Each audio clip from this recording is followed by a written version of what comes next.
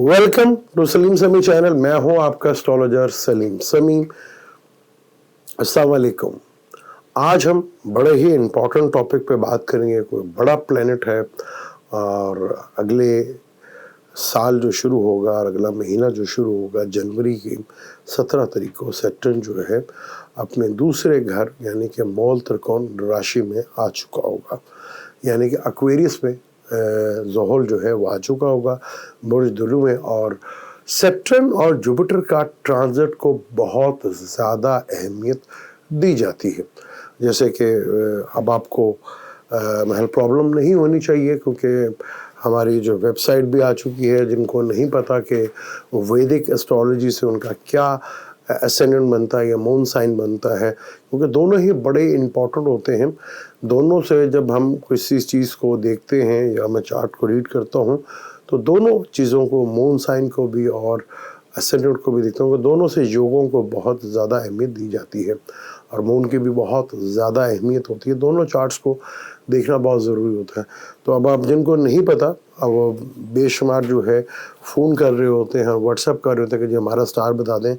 आप वेबसाइट पर जाके अपना पूरा नाम लिखें, date of birth, time of birth, place of birth, जिस शहर में पैदा हुए, जिस टाइम पे पैदा हुए और जो आपकी तारीख़ पैदाइश है वो आप साइट पर डालें www.astrosummit.com।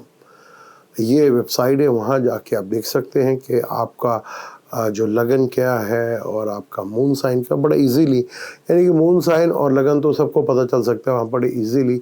अगर किसी को चार्ट पढ़ना नहीं आता तो सबसे पहले वहाँ पे ये लिखा हुआ आएगा कि आपका लगन क्या है, आपका मून साइन क्या है, चाहे आपको चार्ट पढ़ना आता है या नहीं आता। तो अब ये थोड़ा सा तकलीफ़, आप कोशिश करें कि फ़ोन ना करें और ना ही व्हाट्सएप करें। अगर अपने स्टार ही जानने हैं तो वेबसाइट पर जाके वहाँ आप देख सकते हैं। और ये आप लोगों के लिए कि ये कि आपको पता चल सके कि वैदिक एस्ट्रोलॉजी से आपका क्या बनता है एसेंडेंट और मून साइन। सैटर्न बहुत इम्पोर्टेंट प्लैनेट है, क्योंकि कर्म, हम अमल देखते हैं, कर्म देखते हैं या कैरियर देखते हैं, तो वो सैटर्न से ही रिलेटेड है। तो सैटर्न बहुत इम्पोर्टेंट होता है। अब सैटर्न एक्वेरियस में आ रहा है तो डेफिनेट सारी दुनिया के एक्वेरियस में ही आएगा। अब एक्वेरियस किसी का लगन बनेगा, एसेंडेंट बनेगा, किसी का दूसरा घर बनेगा, किसी का तीसरा बनेगा, किसी का चौथा, किसी का पाँचवां, किसी का छठा, किसी का सातवां, किसी का आठवां, किसी का नौवां, किसी का 10वां, किसी का 11वां, किसी का 12वां। तो ये हर जगह सैटर्न के रिजल्ट डिफरेंट होंगे, क्योंकि बुर्ज दिलु जो है, एक्वेरियस जो है, एक एयर एलिमेंट है और सैटर्न का भी आंसर जो है एयर एलिमेंट है और ये काम त्रिकोण का कहलाता है। और वहाँ पे बिजनेस के लिए जब हम घर देखते हैं तो 3, 7, 11 यानी कि जो एयर एलिमेंट है उनकी अहमियत बहुत ज़्यादा बढ़ जाती है। सैटर्न का ताल्लुक प्रॉपर्टी से भी गिना जाता है। मकान जो है वो सैटर्न से ही देखे जाते हैं। ऑयल्स का काम, चमड़े का काम, लोहे का काम जो है वो सैटर्न से रिलेटेड, मादनियात से रिलेटेड जितने काम हैं वो सैटर्न से ही देखे जाते हैं। और लेबर तबके का ताल्लुक भी सैटर्न से होता है। अब सैटर्न एक्वेरियस में आ रहा है, डेफिनेट जो इतने सारे लोग हैं किसी न किसी का एक्वेरियस में कोई ना कोई प्लेनेट तो बैठा होगा। आज हम 2 प्लेनेट्स की या 3 प्लेनेट्स की बात करेंगे। फर्ज के लिए अगर किसी का मार्स या राहु इकट्ठे उधर ही बैठे हों तो डेफिनेट आपके कैरियर में बदलाव आएगा। आपके कैरियर की जगह पे, वर्किंग प्लेस की जगह पे ईगो के मसाइल खड़े होंगे। आपको ईगो के से रिलेटेड जो है चीज़ें फेस करना पड़ेंगी। आपको लोग पिन पॉइंट करना शुरू कर देंगे, आपके ऊपर तनकीद करना शुरू कर देंगे, जिसकी वजह से आपको अपना कैरियर जो है वो बदलना पड़ सकता है और चीज़ें जो है वो बदलाव में देखी जा सकती हैं। तो ये है, और यहाँ पर आपको थोड़ा सा टेंशन, डिप्रेशन, लड़ाई झगड़े का माहौल भी देखने को मिल सकता है, क्योंकि अब आपने देखना है कि आपके एक्वेरियस में, अच्छा ये बड़ा इम्पोर्टेंट हो जाता है कि जहाँ एक्वेरियस में सैटर्न आ रहा है, तो अगर कोई प्लैनेट आपका एक्वेरियस में बैठा हुआ है, जेमिनी में बैठा हुआ है, लिब्रा में बैठा हुआ है, ल्यू में बैठा हुआ है, कोई सा भी प्लैनेट बैठा हुआ है, तो ये सैटर्न उसके साथ जब कोई ट्राइंग बनाएगा या कंजक्शंस करेगा तो डेफिनेट आपकी ज़िंदगी में सूरत हाल तो तब्दील और चेंज तो होगी। क्योंकि राहु का ताल्लुक फ़ॉरेन से भी होता है तो आपका काम डेफ़िनेट जो है किसी फ़ॉरेन साइट से भी हो सकता है, फ़ॉरेन इनकम से भी हो सकता है और काम के सिलसिले के लिए आपको बैरून मुल्क से बाहर भी जाना पड़ सकता है। मार्च का ताल्लुक कंस्ट्रक्शन से होता है तो कोई काम जो है आप कंस्ट्रक्शन से रिलेटेड कर सकते हैं। आप कंस्ट्रक्शन से रिलेटेड कोई काम जो है वो देख सकते हैं, वो कर सकते हैं। और यहाँ कैरियर की जगह पे, वर्किंग प्लेस की जगह अगर मार्स और राहु बैठा है तो कोई ना कोई कॉन्फ्लिक्ट तो डेफिनेट पैदा होगा आपका, और ईगो की वजह से आपको शायद अपना प्रोफेशंस, अपना एरिया वो जो है वो चेंज करना पड़ सकता है। अगर फ़र्ज़ कर लें एक्वेरियस में मून बैठा हो या ट्राइंग में बैठा हो, सामने बैठा हो, तो आपकी ज़िंदगी में बदलाव तो आएगा, यानी चेंज तो आएगा। मदर की हेल्थ को लेके प्रॉब्लम्स तो खड़ी होंगी आपको मदर, लेकिन आपकी ज़िंदगी में बदलाव आएगा, चेंज आएगा।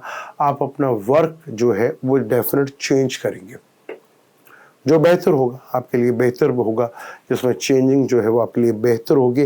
लेकिन मदर से रिलेटेड, क्योंकि मदर का ताल्लुक मून से भी होता है, तो मदर को लेके थोड़ा तकलीफ़ आ सकती है, लेकिन आपको चेंज आएगा करियर में। आप अपना करियर को चेंज करेंगे, बदलाव करेंगे, ज़िंदगी में बदलाव आएगा, करियर में बेहतरी देखने को मिलेगी। ये बड़ा इम्पोर्टेंट, सैटर्न एक बहुत इम्पोर्टेंट प्लैनेट है इससे, क्योंकि जब भी सैटर्न और जुपिटर जब हाउस चेंज करते हैं, एक तो साल चेंज होता है, वो वैसे तो जनवरी फरवरी से हम सारी चीज़ें देखते हैं, लेकिन एस्ट्रोलॉजिकली जो है वो अप्रैल और मार्च से जो है देखा जाता है।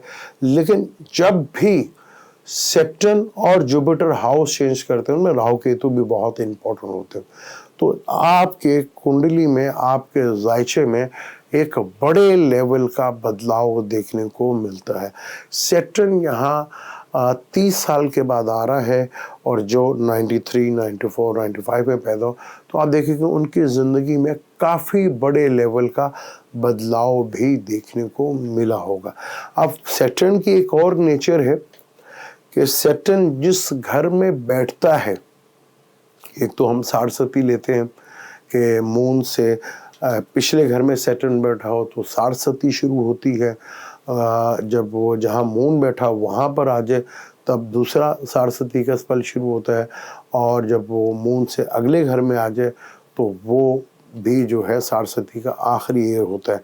अब साढ़सती सबके लिए एक जैसी हो ये पॉसिबल नहीं है, किसी के लिए बहुत अच्छी साबित होती है, लेकिन जब ये पहले मून से 12वें घर में बैठता है या 11वें घर में बैठता है, तो वहाँ से बैठकर जहाँ आपका मून होता है उसको तीसरी नज़र से देखता है, और मून को और दूसरे घर को, 12वें घर को आइस कहा जाता है, यानी आपकी विजन कहा जाता है।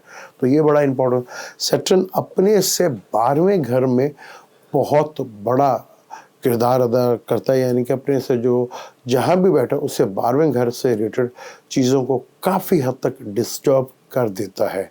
अब यही कैप्रिकॉर्न में बैठा होता सैजिटेरियस जो है, वहाँ पे आपने देखा होगा काफ़ी ज़िंदगी में हलचल मची होगी।